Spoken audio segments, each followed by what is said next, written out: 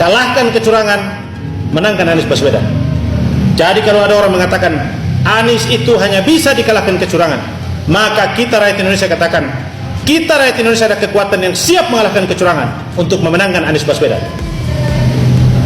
Jangan lengah, saudara-saudara semuanya, teman-teman semuanya, jangan lengah. Biarkan iblis dan setan lewat di jendela Anda, karena mereka itu sudah tidak lagi menggunakan hati dan pikirannya. Jangan habiskan waktu Anda untuk berdialog dengan mereka, karena mereka dibayar untuk memfitnah, karena mereka dibayar untuk membuat berita-berita hoax, karena mereka dibayar untuk hanya menyerang Anies Baswedan. Anda lihat, yang mereka serang hanya Anies Baswedan. Ada apa dengan mereka? Dan mereka tidak serang ide dan gagasannya, tapi yang mereka serang adalah isu-isu murahan, isu-isu yang sama sekali tidak berhubungan dengan integritas seorang Anies Baswedan. 01 semua pun dimanapun Anda berada, dari Sabang sampai Merauke, teman-teman di Papua, teman-teman di NTT, teman-teman di Aceh, teman-teman di Sumatera, Sulawesi, Maluku, Papua, di Maluku, di Nusa Tenggara, semuanya, Pulau Jawa, seluruhnya harus bangkit. Anda jangan merasa saya ini bukan relawan, saya ini bukan tim sukses, saya ini bukan anggota partai pengusung, saya ini bukan. Tidak. Anda seorang diri, ataupun Anda dengan keluarga Anda saja, bila Anda menyumbangkan suara itu pada Anies Baswedan dan Muhaimin, maka Anda tercatat dalam sejarah perjalanan bangsa ini bahwa Anda adalah bagian yang ikut mendorong perubahan bangsa ini. Jangan sampai sejarah ini melewatkan Anda. Anda akan tidak punya bahan bercerita tentang Anda adalah bagian dari masa depan, Anda adalah bagian dari masa lalu yang melahirkan seorang Anies Baswedan yang menjadi presiden kebanggaan Indonesia sepanjang masa. Bapak Ibu semuanya, kita ingin mendorong Anies Baswedan menjadi presiden untuk menjadi satu percontohan, presiden yang akan menjadi contoh teladan kepada presiden-presiden selanjutnya. Kita ingin dia meletakkan satu pijakan moral sebagai pemimpin bangsa yang selama ini kita belum dapatkan. Kita ingin ada seorang presiden yang ramah. Kita ingin ada seorang presiden yang sense of belongingnya, kepeduliannya tinggi. Kita ingin ada seorang presiden yang mengerti tentang keberagaman. Kita ingin ada seorang presiden yang mengerti tentang agamanya sendiri. Jangan biarkan sejarah tidak mencatat Anda. Anda harus menjadi bagian dari sejarah. Anda harus menjadi orang yang ikut melahirkan sejarah peradaban politik modern.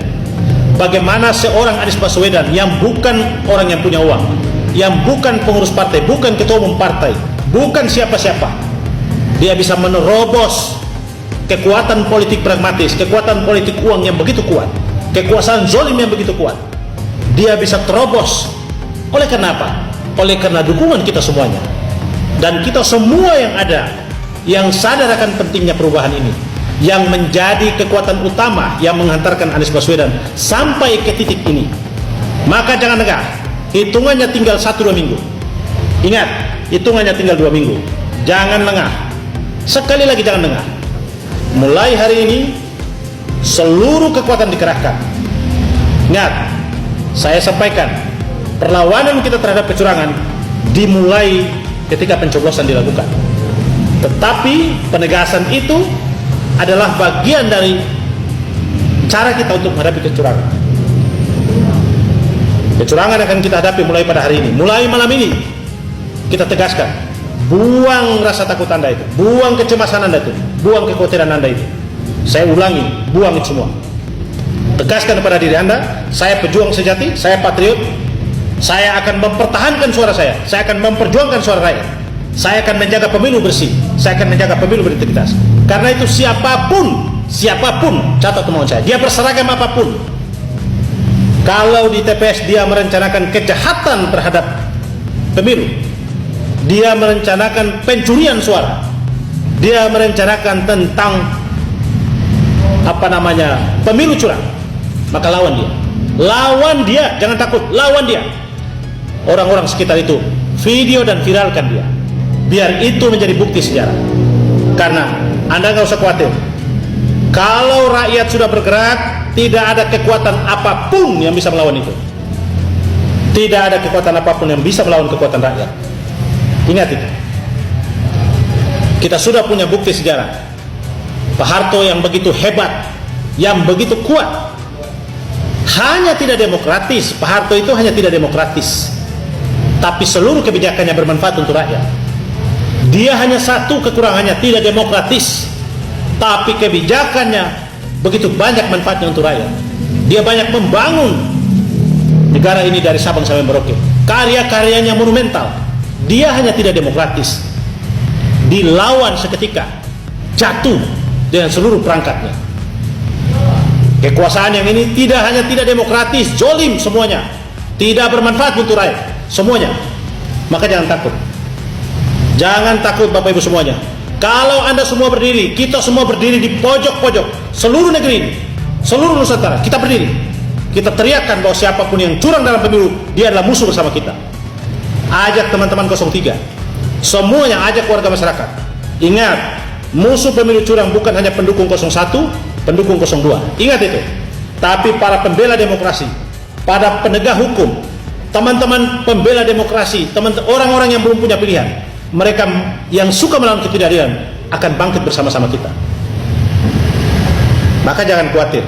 Teman-teman semua dimanapun Anda berada, saya minta Anda itu buang mindset kekhawatiran Anda, buang kecemasan Anda itu, dan katakan bahwa kita siap bangkit untuk melawan kecurangan pemilu.